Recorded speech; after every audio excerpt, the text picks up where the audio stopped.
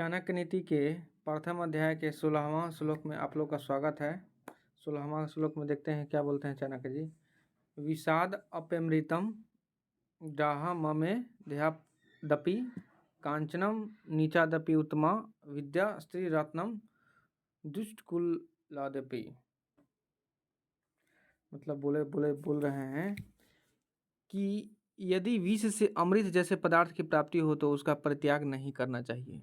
अगर विष है, अगर उससे अमृत प्राप्त करने की संभावना है, पदार्थ प्राप्त होती है, तो उसको परित्याग नहीं करना चाहिए। जैसे यहाँ पर एग्जांपल देते हैं, जैसे सोना कीचड़ में भी अगर गिरा हुआ हो ना तो उसको छोड़ना नहीं चाहिए, उसको उठा लेना चाहिए, क्योंकि सोना का महत्व क्या है, ज़्यादा है।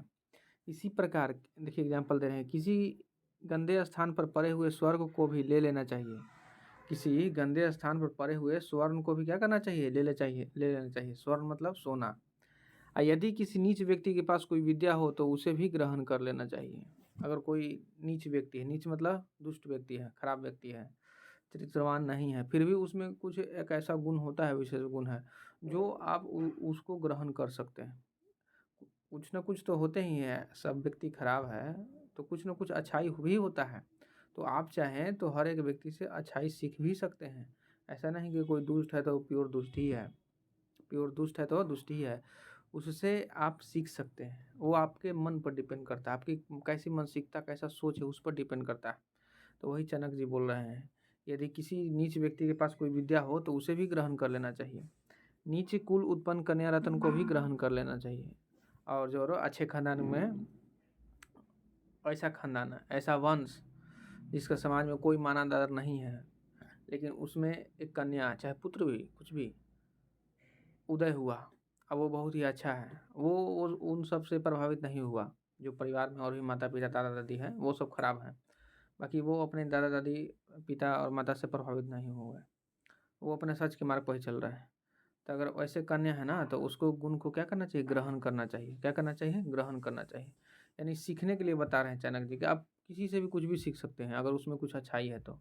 बुराई अच्छाई तो रहता ही है, किसी में बुराई ज़्यादा है, किसी में अच्छाई ज़्यादा है, किसी में दोनों बराबर मात्रा में कम बेसी होते रहता है। तो इस तरह से बता रहे हैं।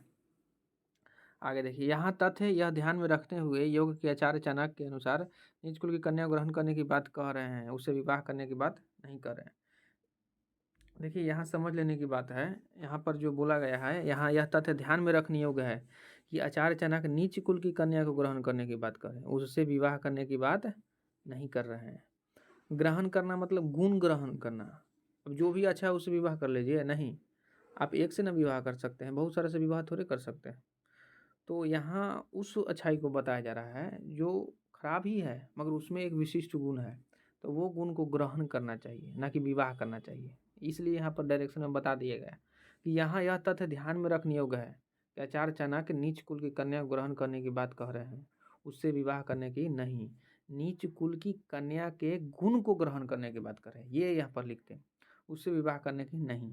फिर से सुनिए, अगर विष से अमृत जैसे पदार्थ की प्राप्ति हो तो उसको ग्रहण करना चाहिए, उस त्याग नहीं करना चाहिए। इसी प्रकार अगर गंदे स्थान पर स्वर्ण सोना अगर गिरा हुआ है महिला में भी, तो उसको उठा लेना चाहिए, उसको छोड़ना नहीं चाहिए। इसी प्रकार अगर दुष्ट व्यक्ति के पास अगर कुछ विशेष क्षेत्र में कोई विद्या है तो उसे भी ग्रहण कर लेना चाहिए, उसे सीखना चाहिए। इसी प्रकार कोई खराब वंश में उत्पन्न कन्या हो या पुरुष हो, कुछ भी हो, ग्रहण वो उसके से अच्छाई ले लेना चाहिए अगर उसके यहाँ है तो। ना कि नाक फुड़काना नहीं चाहिए कि वो उसके यहाँ के है, वो जाति के है, वो धर्म के है, वो कुल के है। नहीं, जो अच्छाई है उसको ग्रहण करिए, जो बुराई है उसको छटिए। कबीरदास जी बोलते हैं कि मनुष्य को सूप के जैसा होना चाहिए। किसके जैसा, सूप के जैसा। सूप क्या करता है, सूप अब सूप जो है गंदगी को बाहर फेंक देता है, जो रत्न रहता है उसमें रहता है। सूप आप देखे होंगे गांव में फटकते हैं महिला लोग, चाहे पुरुष भी फटकते हैं, तो वो धान फटक रहे हैं, गेहूँ फटक रहे हैं, कुछ भी फटक रहे हैं अन्न, तो वो कचरा जो रहता है ना वो बाहर चला जाता है, और जो रहता है ग्रहण करने योग्य रहता है वो सूप में ही रहता है। तो कबीरदास जी बोलते हैं कि सूप के जैसा मनुष्य को होना चाहिए। तो चाणक्य भी वही बोल रहे हैं, चाणक्य भी वही बोल रहे हैं कि किसी व्यक्ति, ठीक है दुष्ट ही है, खराब ही है, वो प्योर प्योर धार्मिकता नहीं है उसमें पूरी तरह, मगर कुछ तो है ऐसे में, उसमें भी कुछ है, तो वो अच्छाई आप ले सकते हैं, उसको आप ग्रहण कर सकते हैं। ये कहने का मतलब है चाणक्य जी का। तो ये श्लोक हो गया 16 नंबर। आप देखते हैं 17। श्लोक संख्या 17 में चाणक्य जी बता रहे हैं स्त्री का गुणगान किया गया है। किसका गुणगान किया गया है? स्त्री का। देखिए कैसे गुणगान करते हैं स्त्री का। स्त्री नाम द्विगुण आहार लज्जा चापी चतुर्गुणा साहसम षड्गुणम चैव काम कामश्च अष्टगुण अस्मृता। बोले हैं कि आचार्य चाणक्य का कहना है कि स्त्रियों का आहार पुरुषों की तुलना में उससे दुगना होता है। स्त्रियों का आहार पुरुषों की तुलना में क्या होता है? दुगना होता है। अब देखिए बताते हैं, ये जब लिखा गया था शास्त्र तो उस समय के संदर्भ में लिखा गया था। तो आज भी है, मगर आज स्त्रियां पहले के जैसा काम नहीं कर पाती। पहले के जैसा आज ज़्यादा आराम में रहती। तो आज तो भोजन अवश्य कम गया है, मगर पहले की स्थिति में देखें तो स्त्रियां का न भोजन जो है ना पुरुषों से ज़्यादा रहता था। खेत में भी काम करती थी, घर में भी काम करती थी। महिला को इस तरह से शारीरिक बनावट मिला है ना कि उसको भोजन करना ही है ज़्यादा पुरुषों को, क्योंकि ऊर्जा उसका ज़्यादा खपत होता है महिला लोग का शारीरिक बनावट के कारण। हर महीने मासिक धर्म होता है और पुत्री जो भी बच्चा होता है, संतान होता है, उसको भी दूध पिलाने के लिए रहता है। और भी बहुत सारा ऐसा शरीर में गतिविधि है जिसके कारण स्त्रियों को क्या होना चाहिए? आहार की ज़्यादा ज़रूरत है। देना ही चाहिए, देना ही चाहिए, ताकि उससे संतान भी पोषित होता है। वो अपने रक्त से संतान को पोषण करती है 9 महीने अपने कोख में। तो भोजन तो महिला को देना ही चाहिए और भोजन दुगना करना ही चाहिए। पुरुष लोग को भी चाहिए कि महिला को क्या करें? अच्छा भोजन दें। क्या करें? अच्छा भोजन दें, क्योंकि आगे आने वाला भविष्य उन्हीं पर केंद्रित रहते हैं।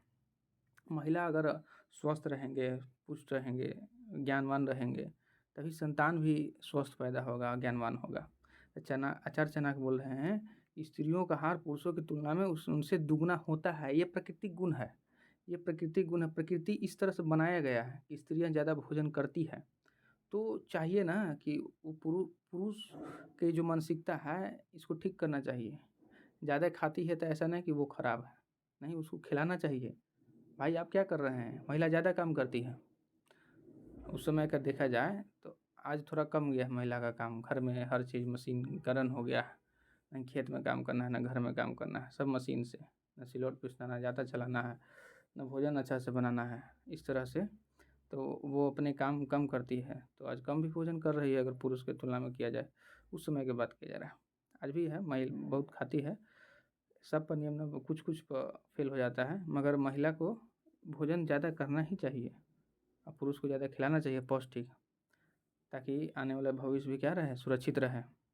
तो आचार्य चाणक्य का कहना है कि स्त्रियों का आहार पुरुषों की तुलना में उससे क्या होते हैं? दुगुना होता है। प्राकृतिक गुण है और पुरुष को भी देना चाहिए इस तरह से।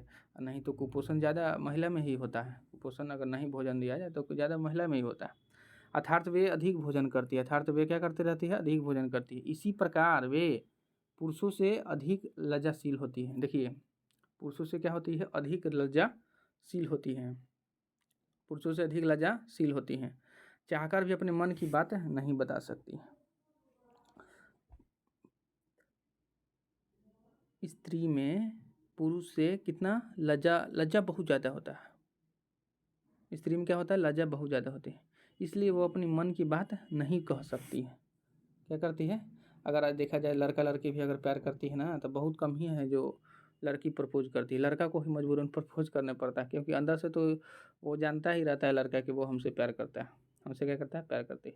बाकी बहुत बहुत एक्सेप्शन में मतलब लड़की प्रपोज करती है। ज़्यादातर 90% 95% लड़का ही प्रपोज करता है लड़की को। लड़की प्रपोज नहीं कर पाती है। वो क्या करती है? लज्जा वो ज़्यादा रहता है, लज्जा ज़्यादा रहता है। हालांकि अब धीरे धीरे ये सब खत्म हो रहा है। क्लाइमेट चेंज के कारण भी हो रहा है और आज के शिक्षा व्यवस्था के कारण भी हो रहा है। चाहकर भी अपने मन की बात नहीं कह सकती। चाहकर भी बात अपने मन की। स्त्रियों में साहस पुरुषों से 6 गुना अधिक होता है। स्त्रियों में साहस, धैर्य कितना गुना? 6 गुना अधिक होता है। और काम वासना पुरुषों से 8 गुना अधिक होता है। अब बुद्धि भी 4 गुना होता है। सोचिए, इसलिए स्त्री को शक्ति बोला गया है। स्त्री को क्या बोला गया है? शक्ति बोला गया है। सुनिए, पहला तो स्त्री में लज्जा ज़्यादा रहता है, भोजन दोगुना करती है, लज्जा ज़्यादा रहता है और साहस भी ज़्यादा रहता है। कितना? 6 गुना ज़्यादा रहता है। और काम वासना 8 गुना रहता है।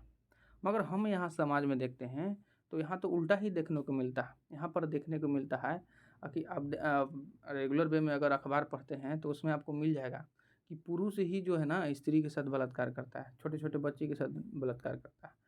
तो काम वासना तो महिला में है, मगर यहाँ देखने को उल्टा पड़ रहा है पुरुष में। अगर महिला में ही 8 गुना ज़्यादा काम वासना है तो फिर महिला को चाहिए था ना कि पुरुष को धर धर के उसका भी बलात्कार किया जाए। आखिर ऐसा देखने को नहीं मिलता, क्यों? इसलिए कि महिला में, स्त्री में लज्जा अधिक होता है, साहस 6 गुना होता है। इस कारण से वो अपनी काम वासना को क्या करते हैं, प्रकट नहीं करते हैं, वो अंदर ही अंदर अपने छुपाए रहते हैं। ये बहुत ही विशेष गुण स्त्री में दिया गया है, जो अपने मन की बात को व्यक्त नहीं करती है। ये लज्जा और साहस के कारण होता है। तो ये स्त्री के ये बहुत ही महान गुण है। अगर पुरुष में इतना हो जाए तो पुरुष क्या वो तो ख़त्म ही हो जाएगा, उड़ने लगेगा, किसी को भी धर लेगा। अगर 8 गुना कम है तो ये हाल है, 8 गुना अगर महिला इतना मिल जाएगा तो क्या होगा? तो पुरुष ही एकदम भ्रष्ट है। पुरुष क्या है? एकदम भ्रष्ट, समाज को गंदा किए हुए हैं पुरुष लोग। शिक्षा व्यवस्था के कारण भी है, अज्ञान के कारण भी है इस तरह से। तो स्त्री में साहस पुरुष से 6 गुना। अगर साहस नहीं रहेगा तो परिवार आज जो चल रहा है, आज तो टूट ही रहा है, ये नहीं चलता। पुरुष सहनशील होता नहीं है, स्त्री इतना। महिला लोग परिवार को बांधे हुए रहती है, बहुत कष्ट सहती है। ये समझना चाहिए पुरुष लोग को भी। पुरुष जो इतना बलात्कार, रेपिस्ट जो निकल रहे हैं, ये क्यों निकल रहे हैं? ये सब के कमी के कारण। न लज्जा है, न साहस है, न बुद्धि है स्त्री इतना। तो इस श्लोक में ना आचार्य चाणक्य जी स्त्री के बहुत ही महान गुण उद्घाटन किए हैं। और काम वासना पुरुष से 8 गुना अधिक है। काम वासना कोई बुराई चीज़ नहीं है, इसको अच्छे वे में लेना चाहिए। तो इस तरह से काम वासना से ही तो सृष्टि का पूरा गति हो रहा है, मोशन हो रहा है, चल रहा है। तो फिर से सुन लीजिए, आचार्य चाणक्य के अनुसार स्त्री का आहार जो होता है पुरुष की तुलना में क्या दुगना और लज्जाशील में भी होते हैं, और इस कारण से मन की वो बात नहीं कह पाते हैं। स्त्री में साहस पुरुष से 6 गुना होते हैं और काम वासना पुरुष से 8 गुना होते हैं। तो काम वासना पुरुष से 8 गुना होते हुए भी वो अपना प्रकट नहीं करती है, क्योंकि वो साहस ज़्यादा रहता है और लज्जा भी ज़्यादा रहता है। पुरुष को सीखना चाहिए स्त्री से। स्त्री कितना धैर्यवान है, सहनशील है, पूरा परिवार को एक सूत्र में बांध कर चलती है, समाज को एक सूत्र में बांध कर चलती है। आज के वीडियो में इतना ही, धन्यवाद। ये 17 श्लोक संख्या प्रथम अध्याय पूरा ख़त्म हो गया। कल से दूसरा अध्याय चालू करेंगे। तो स्त्री के बारे में, पुरुष के बारे में आज आप जाने होंगे। दोनों से तुलनात्मक अध्ययन किया गया है। अब पुरुष से तो कहीं कहीं अधिक श्रेष्ठ स्त्री ही है। खैर श्रेष्ठ वगैरह के न बात किया जाए यहाँ पर। सबको समझना चाहिए, सब कोई बराबर है, इक्वल है, ये जानना चाहिए, समझना चाहिए। लिंग के आधार पर भेदभाव नहीं करना चाहिए और सबको आदर सम्मान करना चाहिए। हर जीव जंतु से, पशु पक्षी जो भी हो, प्रेम से रहना चाहिए। आज के वीडियो में इतना ही, धन्यवाद।